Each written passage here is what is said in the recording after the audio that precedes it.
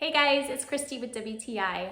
I really love when I find something that I enjoyed as a child that I can share with my own children so they get to experience that same excitement I did. And that's why I was so excited to get this Rock'em Sock'em robot game for my kids.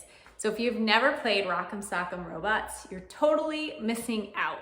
It's a very simple concept, but it's so fun. It's a two-player game, and literally all you do is you hit these buttons as fast as you can, and whichever robot pops off the other robot's head first, they're the winner.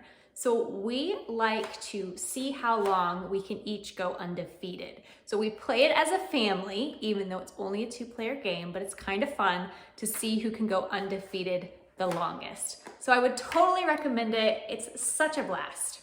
And that's my point of view.